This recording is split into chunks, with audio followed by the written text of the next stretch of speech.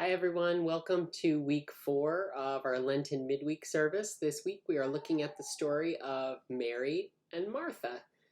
Mary and Martha appear a couple of times in the Bible, but today we're going to read from Luke chapter 10. Now, as Jesus and his disciples went on their way, he entered a certain village where a woman named Martha welcomed her into her home. She had a sister named Mary who sat at the Lord's feet and listened to what he was saying. But Martha was distracted by her many tasks. So she came to him and asked, "Lord, do you not care that my sister has left me to do all the work by myself? Tell her then to help me." But the Lord answered her, "Martha, Martha, you are worried and distracted by many things. There is need of only one thing. Mary has chosen the better part, which will not be taken from her."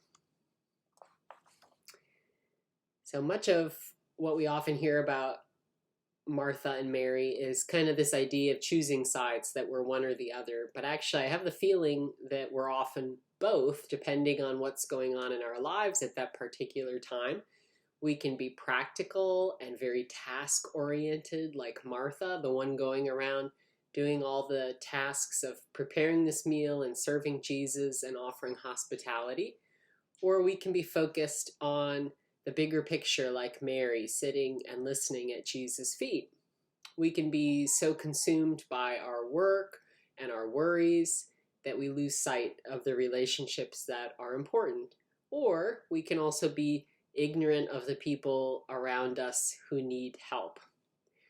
So we probably have felt or sat in many of those different places, just like this story shows us today. When Jesus tells Martha that Mary has chosen the better part, I don't want us to hear that Mary wins. Okay, I don't think that's the point of the text. It's not to say Mary's perfect and Martha is just awful and never act like Martha. No, instead, remember, we have to place this in context. I think Jesus is really pointing out this tendency we all have as human beings to focus so much on the work we are doing, so much of the worry, so much of our focus that it can't be done or we don't have enough help, that we lose sight of why we are doing that work and the people who are important to us. So in terms of friendship, which we've been looking at throughout this season of Lent, Mary and Martha, of course, are sisters. That's the type of friendship they have. They're biologically forced to be friends, right? But they're always side by side. In all the stories in the Bible, they're never separate. They're always stories that involve both Martha and Mary, who are the sisters of Lazarus. We might relate to this story because we have a sister, or we might have a friend who is like a sister to us. But even if we cannot relate to that sister dynamic in this text, we can relate to the communications troubles that they have in this text. Notice the triangulation in this passage from Luke. Martha is having all these problems, going about all this work, and instead of talking to Mary, she complains to Jesus about her sister Mary. So she gets a third person involved. She wants Jesus to take her aside and to fix the situation by reprimanding Mary, her sister.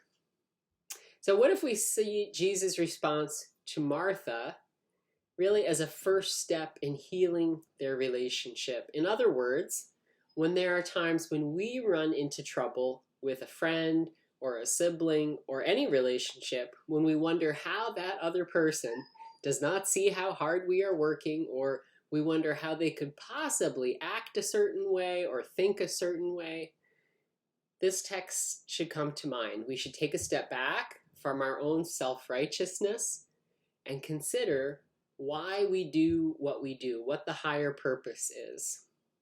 What is this relationship about? Aren't Martha and Mary both called to serve the Lord? How can Mary and Martha do that together? How can they grow in love for Him and in love for one another? So in thinking about those questions, I hope Jesus' words are a starting point for each of us in healing some of our own relationships, rather than become exasperated to the point where we don't want to talk to that person. Instead, step back, Think about the larger picture. Think about what's going on.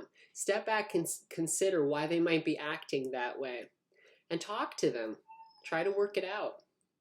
All in all, I think one of the most important themes of this text is that there is safety and trust in Jesus' presence.